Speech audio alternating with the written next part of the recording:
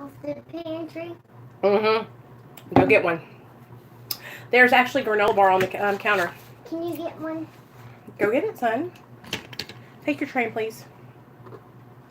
Hey guys, what's up? It's Nicole. Welcome back to my channel, Real Talk Recovery, where we talk about recovery from addiction, and I share my life with you. So, tonight, you guys, we have our Narcotics Anonymous Mom, basic text, Mommy, chapter Mommy, 4. When I go in the hallways, I'm scared because it's dark. Well, So buck up. You can handle it. What do you want me to do, son? Walk you there? yeah. Go. Go. Here's your granola bar. Come on. Right there on the counter, son. Okay, go ahead. Go upstairs. Watch your show. Love you. Love you. Okay, let's do this. Let's do this. Okay, you guys. All right, let me get myself together. Okay.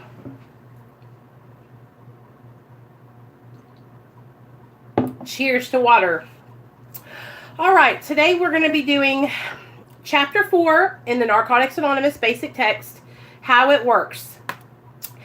And so what I'm going to do is I'm going to start reading it to you, okay, guys? So here we go. Chapter 4, how it works. If you want what we have to offer and are willing to make the effort to go get it, then you are ready to take certain steps.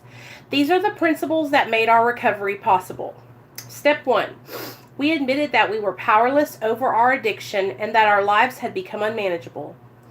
Step 2. We came to believe that a power greater than ourselves could restore us to sanity. Step 3.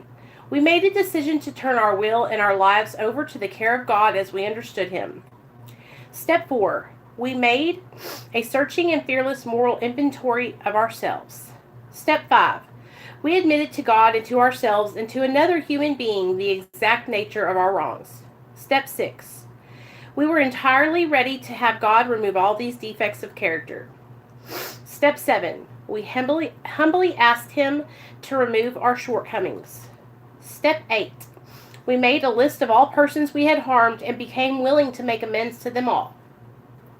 Step 9. We made direct amends to such people wherever possible, except when to do so would injure them or others. Step 10. We continued to take personal inventory, and when we were wrong, promptly admitted it. Step 11. We sought through prayer and meditation to improve our conscious contact with God as we understood Him, praying only for knowledge of His will for us and the power to carry that out. And step 12. Having had a spiritual awakening as a result of these steps, we tried to carry this message to addicts and to practice these principles in all of our affairs. Here we go, guys. This sounds like a big order, and we can't do it all at once. We didn't become addicted in one day, so remember, easy does it. Hey, Shannon, there is one thing more than anything else that will defeat us in our own recovery.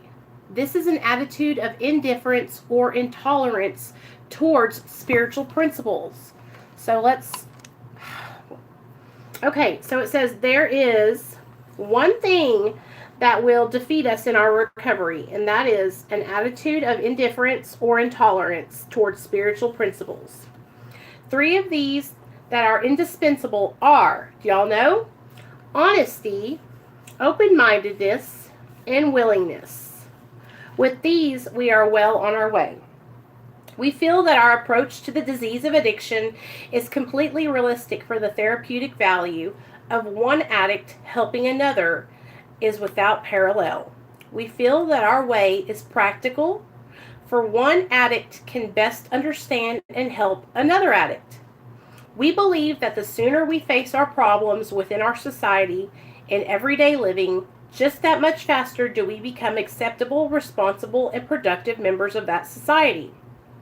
The only way to keep from returning to active addiction is to not take that first drink or drug. Mommy, something's wrong with the TV. Okay, if you are like us... I want to watch Netflix. Okay, if you are like us, you know that 1 is too many and 1,000 is never enough. Okay. We put great emphasis on this, for we know that when we use drugs in any form or substitute one for another, we release our addiction all over again. Hold on, I'm going to go fix the TV for Nate. Go ahead.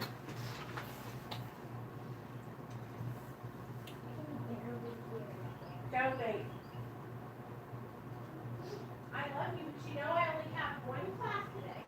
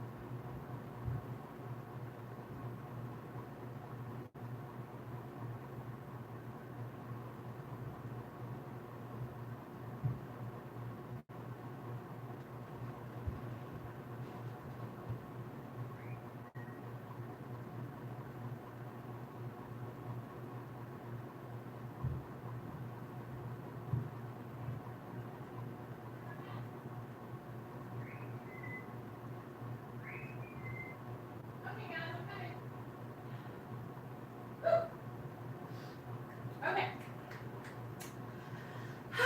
Sorry about that, y'all. Okay, sorry about that, guys. Okay, so now we're in how it works, just so you guys know. The only way to keep from returning to active addiction is to not take that first drug. So how many of you guys have heard people say that before? Just don't pick up the first drink. Don't pick up that first drug, right? So a lot of the times, you know, and especially in when we read the AA book, it also says that as long as we don't pick up that first drink or drug, that we'll stay sober. So that's a good thing to say, like when you think about it. But also with the disease of addiction, whenever you're struggling and you're going through like cravings and your circumstances, like maybe you're stressed out, maybe you and your husband are fighting, or you're in a beef with somebody else, or you just got a lot of stress on you, right? A lot of the times we'll like pick up drugs and alcohol to cope with life. It's off again. What do you mean it's off again? It is. Come and look. It said no connection. Here. It's gonna do the same. It said no connection again? Yeah. Okay, hold on, baby. I don't know what's the problem. Go see if it's working now. Here, let me give you my YouTube. Here. YouTube or a game? Game. A game? Okay. Game. Can I buy a game? I really wanted to buy one, but... You want to buy one, and we'll play one of those ones for right now while I sit here and do this class, okay? Can I play? You can sit right there, yes. Okay. If you are like us, you know that 1 is too many and 1,000 is never enough. 1 is too many and 1,000 is never enough. We put great emphasis on this, for we know that when we use drugs in any form or substitute one for the other, we release our addiction all over again. Thinking of alcohol as different from other drugs has caused a great many addicts to relapse. Before we came to NA, many of us viewed alcohol separately, but we cannot afford to be confused about this. Alcohol is a drug. We are people with a disease of addiction, pain from all drugs in order to recover. Okay, so I want to pause right here, okay? Hey, Annie. So a lot of us are on medically assisted treatment, and so I've thought about this over and over again in my mind. So the difference between medically assisted treatment and like another kind of drug is that a phenomenon of craving inside of us, okay? So when we take Suboxone into our bodies, a lot of us have been on Suboxone for so long that we're at that ceiling effect, right? Where we're no longer getting euphoria or any kind of like feeling from the Suboxone. So I think that's why for a lot of addicts, Suboxone works and we don't abuse it, because it has that ceiling effect, okay? But for some addicts and alcoholics, they can't take anything because they'll abuse methadone, Suboxone, anything that they can change the way they feel with, right? That's why it's so important to realize that every situation is different, you guys. Like, even in the Alcoholics Anonymous, it talks about how, Nate, will you go in there? It's really loud. It talks about how, you know, the circumstances for people are all different. Now, I want that one. There you go. I don't like testing it, you guys. Hey, Big Easy. I don't like testing it, right? I don't drink alcohol because I'm afraid if I drink alcohol, then it's going to make me want to go out and do something else, right? Or it's going to trigger me to want to pick up another substance. Because what happens when I drink alcohol, you guys, hey, Candy, lowers my inhibitions. Like, I start getting all loosey-goosey, right? Y'all know what I'm talking about, okay? And it's the same for me with marijuana. No. But just because that's the way it is for me doesn't mean I'm going to judge you. Like, a lot of my people that are here on my channel smoke pot, or they're on medical marijuana. And I respect everybody's point of view, okay, guys? We're on page 18. We're reading how it works, and we're going to we're going to go all the way to page 18 to the top of 23. We're going to stop at step 2. Okay, so that's why at the top of this page it said that there's 3 indispensables. Nathaniel, no. Those 3 indispensables are honesty, open-mindedness, and willingness, okay? This is why I talk to you guys about being honest with ourselves. It's really important for us to learn about ourselves, okay? I have to be honest with me. I am blessed that I'm able to take Suboxone as it's prescribed to me, you guys. Because there was a time at the beginning of my treatment where I was abusing Suboxone, not abusing it, but I was overtaking it because I thought that I was going to get this like feeling from it, right? And it didn't give me that feeling, so I stopped. But that's what happens. It's like at the beginning of my treatment, while I was still acting out in my addiction, I was trying to cope and trying to fill myself with, you know, medically with Suboxone. Hey, Krissy. Hey, guys. And so, hey, Rob, what's up, baby? So that was the deal, you guys. A lot of people, we have to get to a point where we're honest with ourselves. Like, if you get honest, I'm talking about really get honest, you guys, and say, okay, like, I know I don't need to be drinking because when I drink, it makes me want to smoke. And when I want to smoke, then it makes me want to pop pills. And when I want to pop pills, it makes me want to shoot dope. And so on and so forth, right? But nobody can tell you that except for you. Just like nobody can diagnose us, whether we're an addict or an alcoholic, except for ourselves. The way that you can tell whether you're an addict or alcoholic is, have you lost the power of choice when it comes to drinking and using drugs? If drugs and alcohol are making your choices for you, then you're a drug addict or an alcoholic. Okay?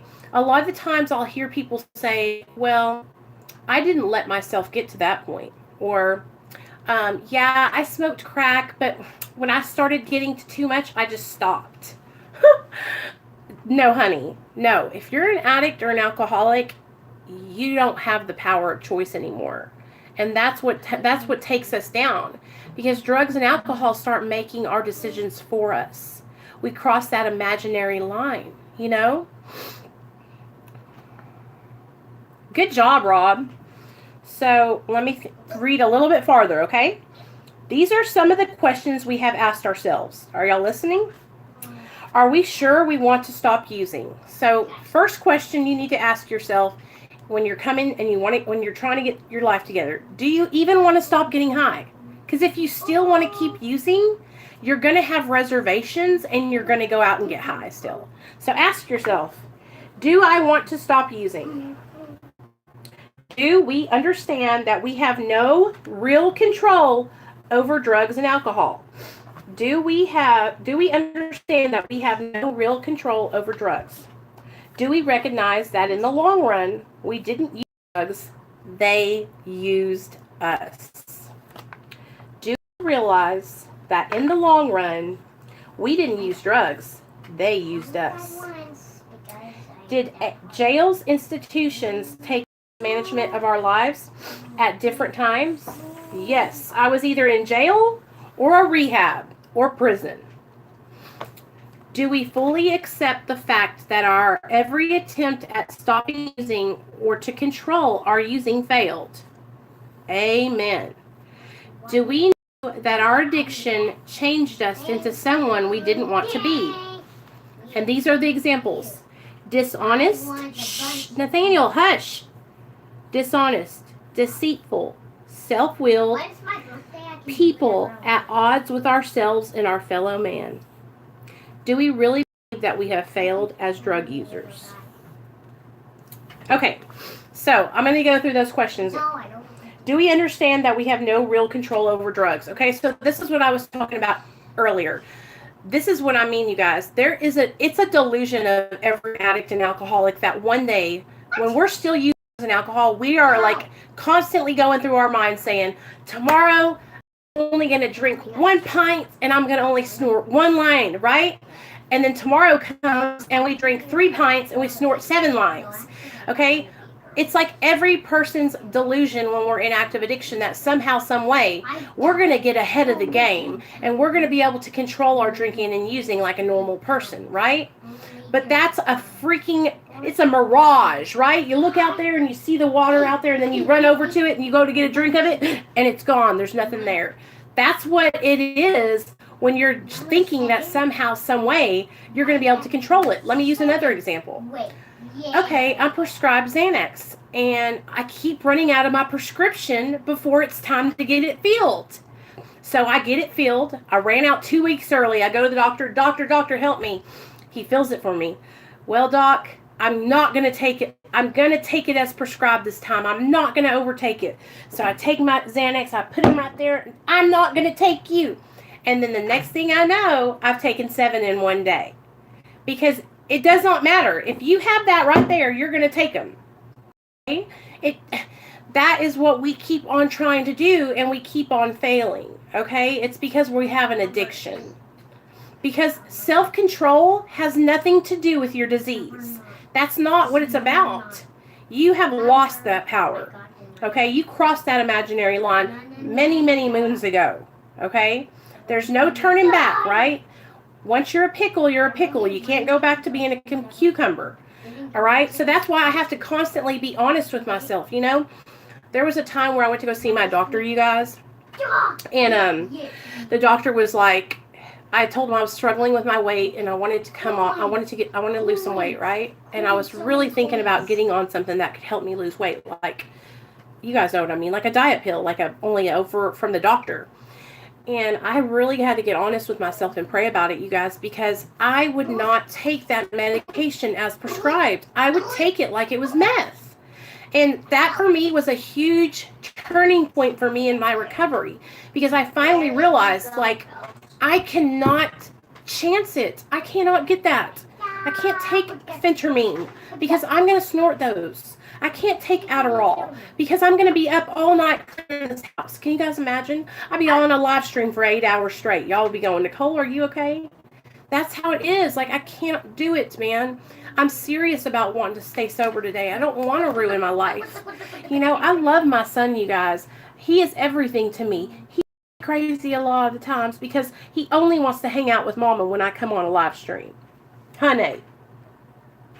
And so, but I love him and I would do anything for him. He's the reason why I've changed my life, because I didn't care about myself enough to change. I didn't love myself. I didn't love Nicole. I'm still learning to love myself. You know, I'm still learning to be a good person and learning to do, you know, to be a regular, like, person who can talk to people and have conversations and not be like all awkward and stuff, right? Yes, Krissy, I know. That same thing will happen to me, you guys, because when I put those kind of, it's like, I don't know what it is about medically assisted treatment, you guys, with Suboxone specifically, but it just doesn't get me high. So it doesn't give me that feeling that I want, so I'm not just constantly taking it, you know? But if it did, I would probably abuse it. You know what I'm saying? So I have to be honest with myself. something's wrong with my iPad. What? Well, What? so Do you want to watch a movie? I want to watch a movie on it. Okay. Do the tick clock. Hold on, baby. I'm putting on YouTube. No. What, son? Can you buy me a new game? I'm not playing a new game. No. Please. Please. Do not hit me, son. Do not hit me. I'll hit you again. Here you go. If you give me. Go sit in your room, please. Here. Here you go. Love you. It's FG, not FGTeaver, but the guys, you know, the riding. Okay, I'm going to read on. When we were using, reality became so Nathaniel, stop. When we were using, reality became so painful that oblivion was preferable. Reality became so painful that we would rather be out of our minds, you guys, than have to deal with what was going on in our lives, because we had ruined our lives. We had gotten so messed up, ruined so many relationships, lost our children, lost our jobs, hurt our families, hurt our parents, hurt our husbands, our wives, our sisters, our brothers, our boyfriends, everything, that we would rather be checked out of life. That's what happens when you're in addiction. You'd rather be checked out. You'd rather be so high that you're not even conscious anymore, because that way you don't have to deal with all the things that you've done, and it's a vicious cycle over and over again. We tried to keep other people from knowing about our pain. Is this gonna stay? Yes. We isolated ourselves and lived in prisons that we built with loneliness. We isolated ourselves and lived in prisons that we built out of loneliness. Wow, that's so crazy, you guys. Through this desperation, we sought help in NA. When we came to NA, we were physically, mentally, and spiritually bankrupt. Now, this isn't talking about money bankrupt. This is talking about physically and spiritually bankrupt. We have hurt so long that we are going to go to any length to stay clean, okay? And so, you guys, I think what happens for a lot of us is that we get to a point where we have done everything. We have tried every means necessary to get sober. And so what happens is that willingness, the gift of desperation comes, and then we become willing to do whatever it takes to stay sober. Do you understand what I'm saying? Because we got that just right ass whooping. We got our lives handed to us on a platter and said, you're either going to get your life or you ain't going to have a life. You're going to die. Our only hope is to live by the example of those who have faced our dilemma and have found a way out. Regardless of who we are, where we came from, or what we have done, we are accepted in any. Our addiction gives us a common ground for understanding one another. And that's what addiction has done for all of us here on my channel, you guys. Addiction is, we've all been through the struggle and we can relate to each other. You know what I'm saying? Because we've all been down and out. We've all had hardships, right? And all of us were different. We have different drugs of choice. We have different circumstances. But that's the beauty about recovery, is that it brings all of us together, because we all know, hey Ash, we all know what it likes. We all know what it feels like to struggle. As a result of attending a few meetings, we begin to feel like we finally belong somewhere. Yeah. It is in these meetings that we are introduced to the 12 steps of NA. We learn to work the steps in the order that they are written and to use them on a daily basis. The steps are our solution. Okay, do you guys hear that? The 12 steps are the solution. They are our survival kit. They are our defense against addiction, which is a deadly disease. Our steps are the principles that make recovery possible. Step 1. We admitted that we were powerless over our addiction, that our lives had become unmanageable. So, we admitted that we were, past tense, powerless over what? Addiction. that our lives had, past tense, become unmanageable. So, right now, in my sobriety, I am not powerless over drugs. Okay? Today, I have the power of choice because I'm clean, I'm sober, and I'm sitting here in front of you guys today. Okay? Today, I can make good decisions as long as I stay connected and spiritually fit. All right? So, that's the key. A lot of the times, what happens to us in our sobriety, and when we start getting complacent and we start struggling, you guys, we relapse, right? Because what will happen is because we will disconnect. So the key to staying sober is a connection, okay? The opposite of addiction is connecting, okay? Connecting with other addicts and alcoholics who are sober, sponsors, anything. Connecting, okay? So the opposite of your active addiction would be connecting. Now, active addiction is isolation, right? Hiding out, pulling away. So in order to stay sober, the number one thing that you need to do is get connected. I'm telling you guys, get connected to a support network. It's like plugging into an outlet. You know this light bulb that's shining light right here on me? If I pull that plug out of the wall, there's not going to be any light. That's how it is with your addiction. You have to plug into a source, a power source, because you need to get power from others, right? Because that's how we stay sober, by filling each other's up and helping each other.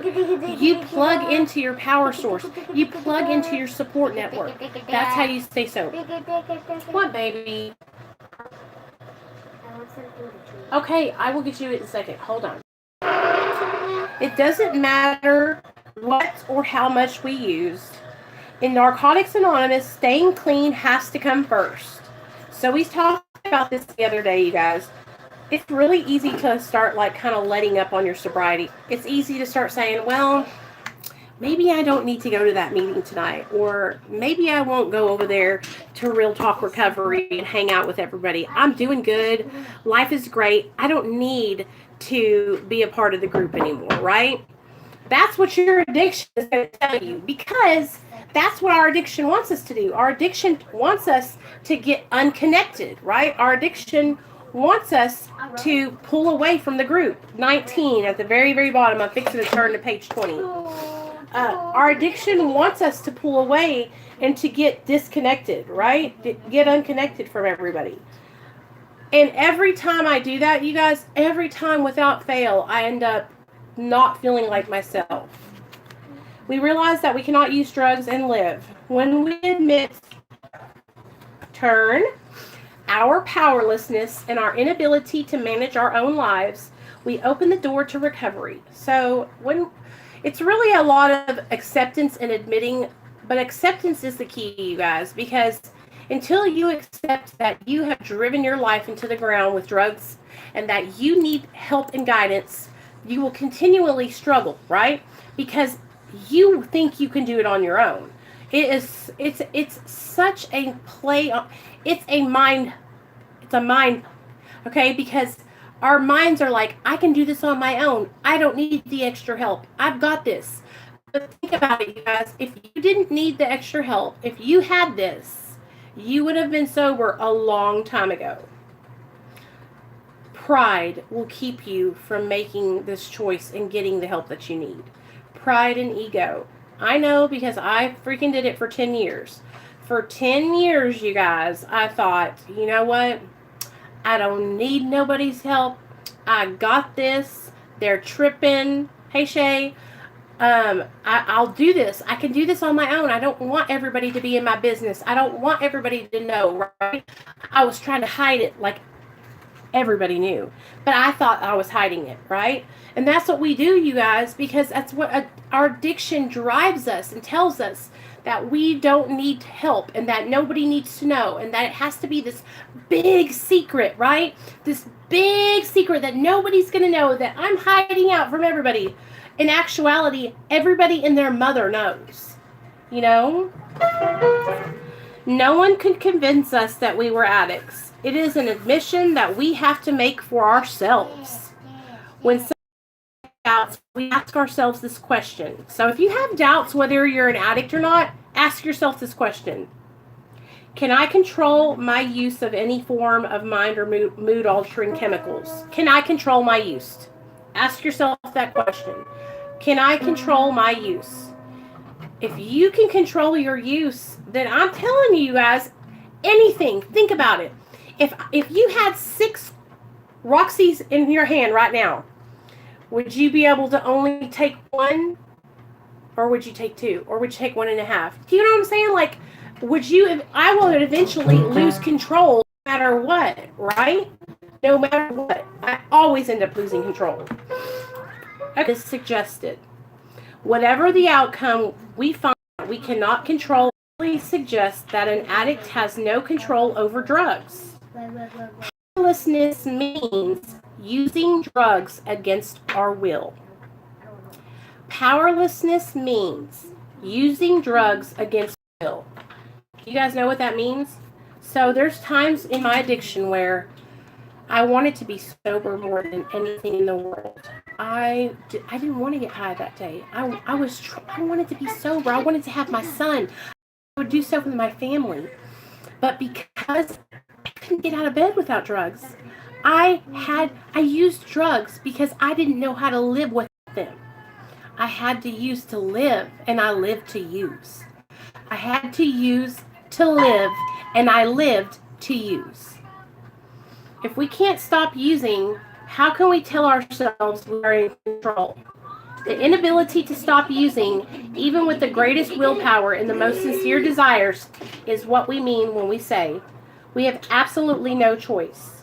However, we do have a choice after we stop trying to justify our using.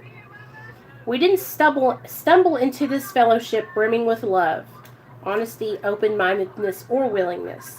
We reached a point where we could no longer continue using because of physical, mental, and spiritual pain. When we were beaten, we became willing. And this is what I'm talking about. Whenever I talk to you ladies and I'm like, yo, you're right where you need to be. And maybe you're crying your eyes out and you're like, I can't do this. I hate my life. This is fucking awful, right? And I'm like, girl, you're right to be, right? Guess what? It's because you are. Because when you get beaten down low enough and you get down to that point where you're desperate for help, that's when you're going to finally be willing to get the help. And that's when that breakthrough's coming. That's when the breakthrough's coming. When you're down at your bottom and you're like, I don't want to live like this no more. That's good. That is good because that's what has to happen. We have to get beat down sometimes, you guys, to get our lives back. Okay, baby, stop. Nate, stop. Our inability to control our usage of drugs is a symptom of the disease of addiction.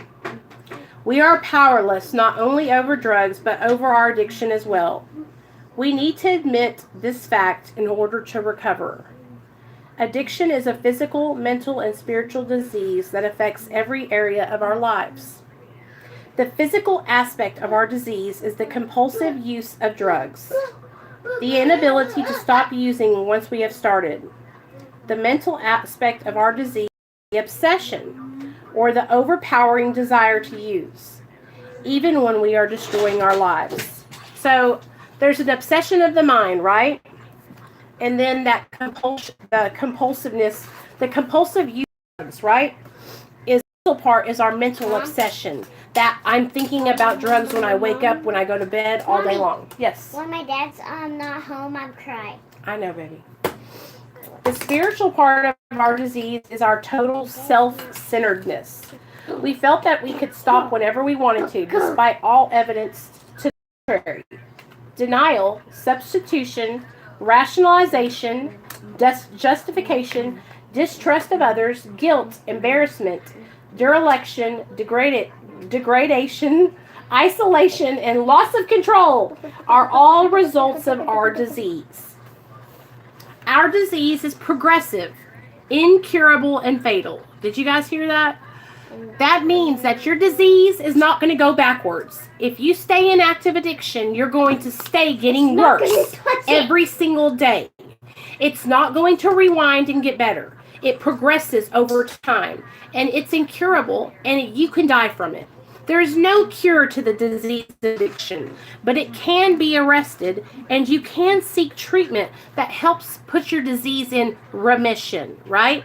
To where you're actually able to live a life full of happiness, but you can't put drugs in your body, right? And so we all have to come to that point where we're ready to make that say, okay, I'm done. I don't want to get high anymore. I don't want drugs and alcohol in my body anymore, right? And that's a hard decision to make, you guys. That's why I stayed getting high for so many years, because I couldn't make the decision. I couldn't pull the trigger. I couldn't say, you know what? I'm done. I'm stopping. This is it. I cannot do this anymore. I'm tired of myself, right? I still had those reservations. Most of us are relieved to find out we have a disease instead of a moral deficiency. We are not responsible. Nathaniel, if you don't stop, I'm going to spank you. Stop. We are not responsible for our disease, but we are responsible for our recovery. Most of us tried to stop using on our own, but we were unable to live with or without drugs. Eventually, we realized that we were powerless over our addiction. Is it okay to get my chips and my drink now? Many of us tried to stop using. Go. I'm about to spank your butt, Nate. Stop coming in there. You're a child. I know. What do you want? You have chocolate milk already. No more. Here. Go. No, those are barbecue. I'm hot, son. Okay. Many of us tried to stop using on sheer willpower. This action was a temporary solution. We saw that willpower alone would not work for any length of time. We tried countless other remedies. Psychiatrists, hospitals, recovery houses, lovers, new towns, new jobs. Everything that we tried failed. We began to see that we had rationalized the most outrageous sort of nonsense to justify the mess that we made of our lives with drugs. Until we let go of our this is what I was talking about, reservations. Until we let go of our reservations, no matter what they are, the foundation of our recovery is in danger. Reservations rob us of the benefits that this program has to offer.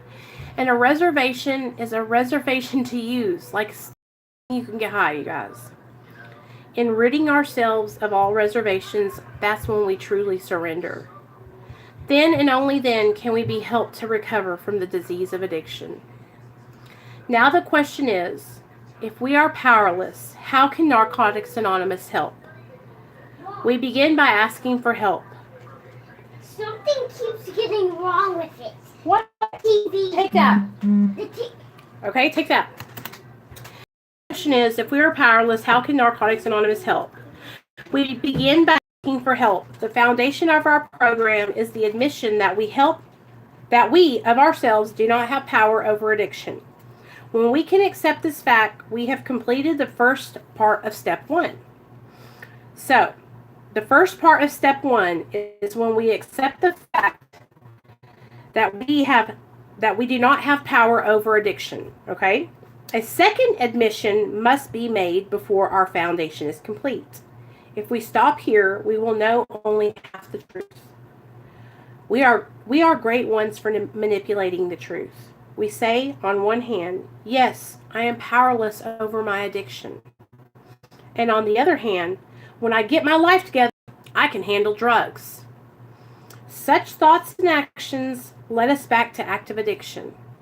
It never occurred to us to ask, if we can control our addiction, how can we control our lives? We felt miserable without drugs, and our lives were unmanageable. Unemployability, dereliction, and destruction are easily seen as characteristics of an unmanageable life. Our families generally are disappointed, baffled, and confused by our actions and often desert or disown us. That's true. My parents disowned me for a long time. Becoming employed, socially acceptable, and reuniting with our families does not make us manageable. Social acceptability does not equal recovery. Social acceptability, a job, having your family back, paying your bills, that doesn't mean you're in recovery, right? Because you could still be an asshole and miserable and have all that kind of stuff. You could still be in active addiction and have a job. I know a lot of people who didn't lose their jobs when they was getting high. Now, I don't know how they did it, but they did it. We have found that we had no choice except to complete. Right. Shay can tell you guys. Shay has experience in holding a job and being in active addiction, right? It's just different for all of us, right? What our addictions take from us. And where she was able to work, that doesn't mean that her addiction wasn't serious, right? On her way there. Believe that. I'm having the problems with everything that I'm using. What's wrong?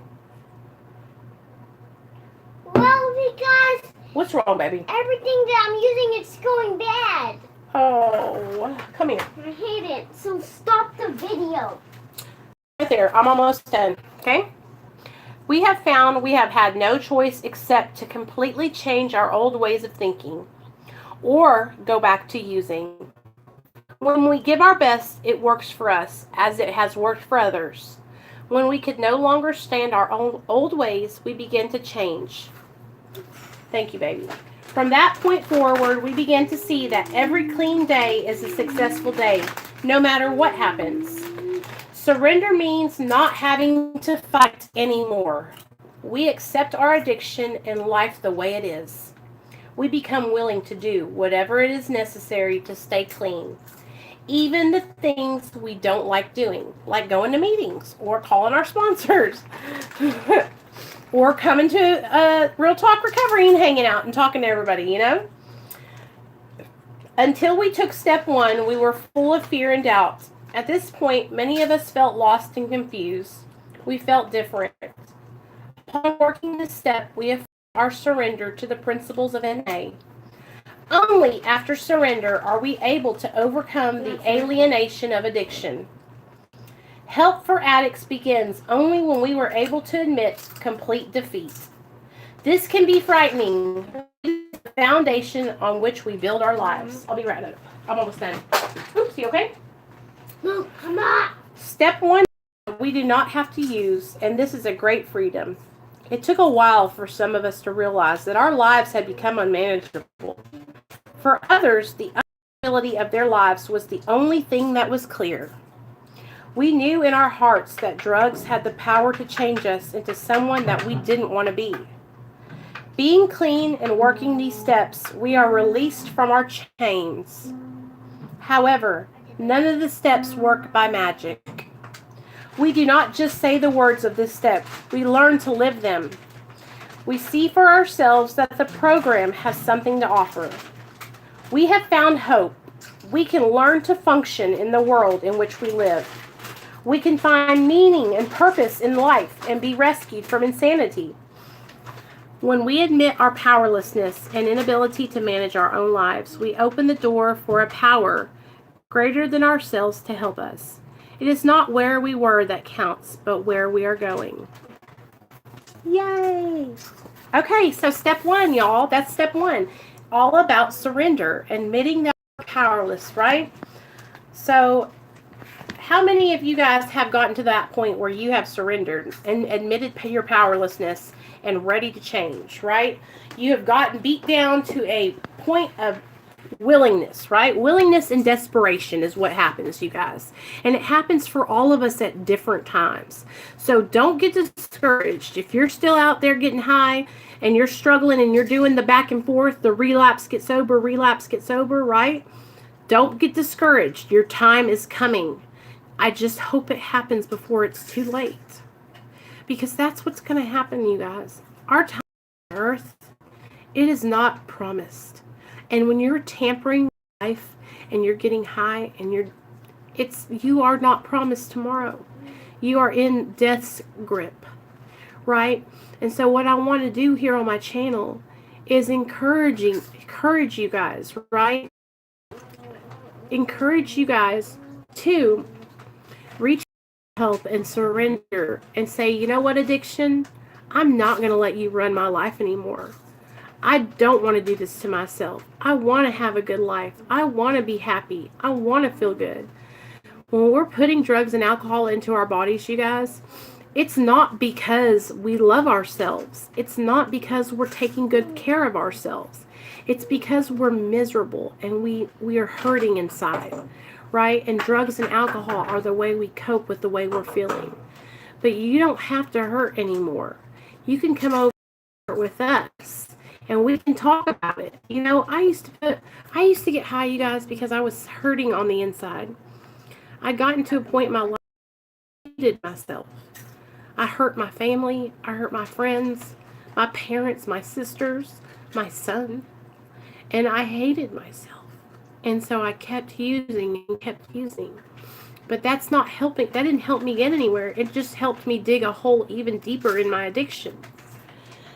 I wish that I could have gotten help a lot sooner, but for some reason I had to go through all that stuff to get to where I am today. Like, I don't know why I didn't get sober earlier, but I guess it's because now I can tell you guys about, hey, you don't want to do like I did.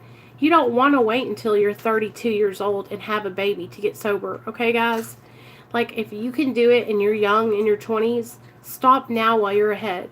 Because I'm telling you right now, it only gets worse the older you get. It only gets worse.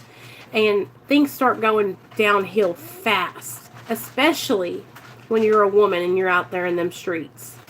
Because y'all know, once your looks start going downhill, then everyone else is following suit. And then that money is a lot harder to get. It's just not fun. And you don't bounce back. Like, I used to bounce back when I was young, y'all. When I was in my 20s, I could party all night long, wake up the next day, and do it again. Now, it's so hard, you guys.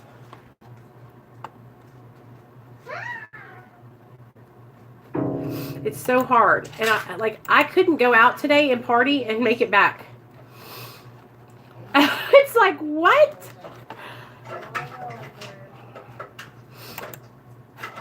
It's like, I don't even know what to do. I can't handle it no more. But anyway, I love you guys. I just wanted to do this with this little class with you today and kind of just, you know, let you guys know how much I care about you guys, how much I love and care about you guys. Tomorrow night is our AA Big Book study, and y'all know I am really trying to get into the Narcotics Anonymous book, but I don't know what it is, but I guess because I've studied the AA book so much that I know it a lot better, but the NA book is so easy to understand. It's like sometimes I feel like I would just be repeating myself trying to explain it. But you guys let me know, like, if you guys want me to keep doing the Narcotics Anonymous ones and y'all like it when I do it, let me know, and let me know if I'm doing a good job on explaining it to you. Okay? And tomorrow, let me just tell them what page we're on, Nate. Stop, babe. Page 52 tomorrow. We Agnostics. We're finishing up We Agnostics.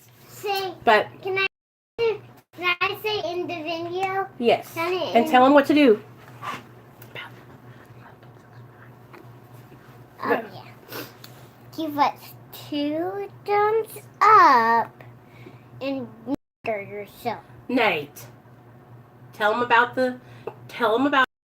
subscribe to the channel. Give us 2 thumbs up. 1,000 subscribes, right? Do you already have that many? Subscribe to my channel. Do you already have that many? Yes. 1,000? Yep. Can you get 100? Mm-hmm. Do you have 100? Yeah, I have 100. Can you just only get... Tell them about what... Don't do drugs and stay sober. Do drugs. Don't do drugs. Oh. And say, stay sober.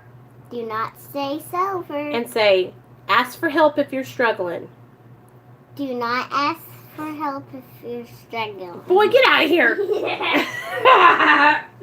Love you guys. I'll see y'all later. No!